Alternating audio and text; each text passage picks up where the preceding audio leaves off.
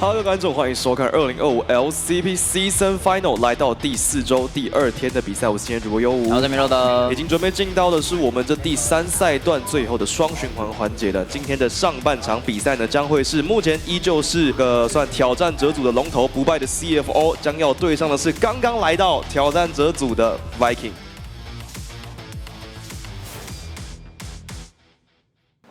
比较像意料之外吧，因为原本以为 PSG 跟 BKE 的结果，他们的对打会是 PSG 赢，所以我们原本都是做打 PSG 的准备。对，那相对来讲打 BKE， 所以我们相对来讲也会跟 BKE 练到比较多训练赛嘛。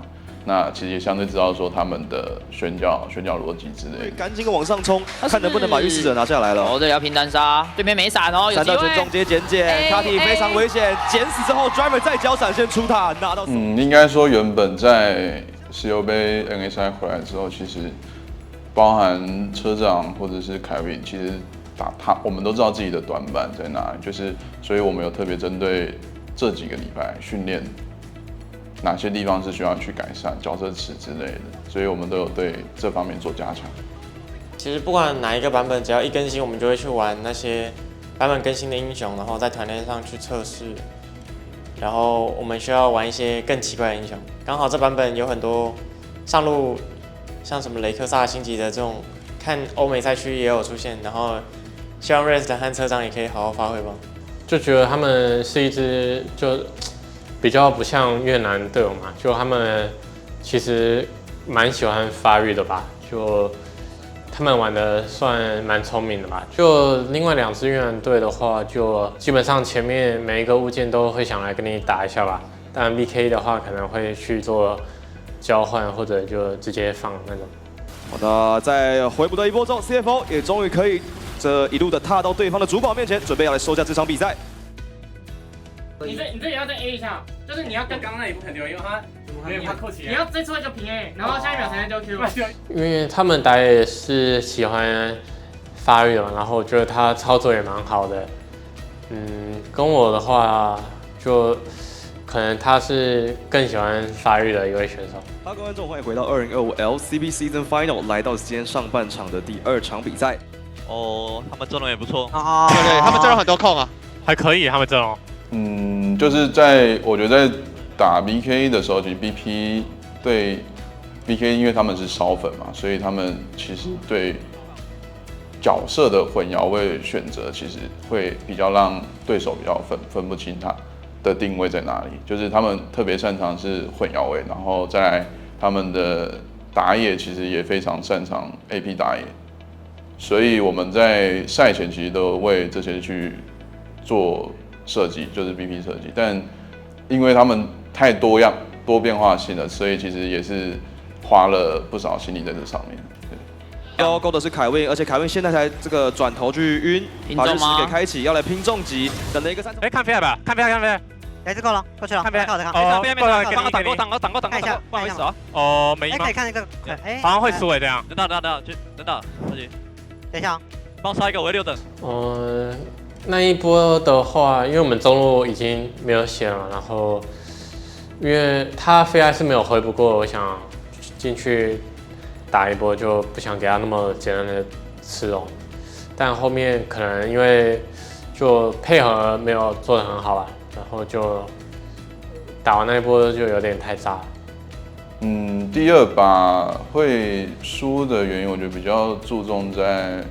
第1条龙跟第4条龙吧，比较可惜的点是世杰那边好像是差1-2次兵就上6等，所以第1条龙我们其实会比较被一面倒的原因，也有一部分是在这里，就是沟通可能有点不太顺利吧。当时左头配蓝宝嘛，你就是一定可以把对面一个 C 位打残。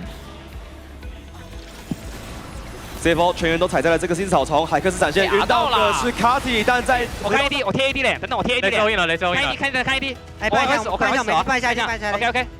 然后第4条龙的话，我觉得就是我们相对来讲是需要在会战一开始是需要去 poke 的。我记得我们是伊哲跟维克特，那个时候其实我们应该好像结果是我们是 all in 进去打的，那其实我们的阵容应该是要先去 poke 一下，然后再去打会战这样。我也有知道这样感觉完全用。不然我觉得这波应该没有得到。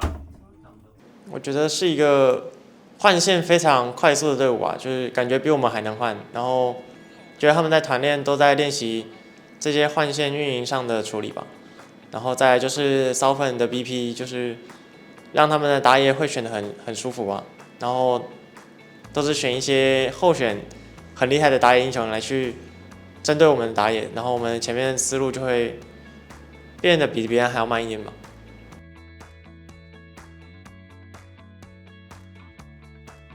但是被7连的 CC 控制，凯文闪现进场，大绝做4个人，但是后面的无极风暴其转起来的效果还算不错，并肩作战保住了自己家的中路，而且在往前的隐袭，再一闪。我觉得你不要起手，有点乱。哦 ，OK。而且发条会直接把我们选烂的，你不能这样开。等我开也可以。你慢一点就好。我也可以再出。我觉得是算决策上的问题吧，因为其实基本上如果我被卷到的话，那波团应该是完全赢不了，所以就希望他下一波团能给我一个比较好的画面，然后让我能比较好的输出空间嘛。修哥位置非常危险，向前闪现做到了对方的双人组，向来只是要把劲给秒杀掉，而且一路冲到了后排无极风暴，这一波秒杀 Viking 是完全扛不住伤害。我们恭喜 CFO 要以2比1拿下上半场 BO3 的胜利。哇，依然我觉得凯文跟我的配合越来越好吧，就是以前可能会他想做他的，我做我的，然后我喊他的时候，他有时候还没有办法理解我想要表达的事情，然后后面就是我喊出来，他也能知道我思考的点，然后也知道我们是一个做正确的事情，所以就是比较配合在一起吧。然后再来就是 BP 他给了比较多的帮助吧，然后也练习了尼克，所以就给的评价应该就可能9.9分吧，9.5。树状图在上半部的位置 ，CFO 跟 GN 将会是迎来的是在本赛段的第2次对决。而我觉得他们的上野还是一样是一个起节奏，比较算是一个队伍起节奏一个关键点吧，上野这个位置。那我觉得我们第3阶段打他们的时候，其实我们状态没有调整到很好。那这次我们会相对于第一次我们第3阶段第1次打的时候，我们状态比那时候更好。那我们这次会调整好我们状态去打这次的第2次打决的对决，那去努力取得我们季后赛好的名次。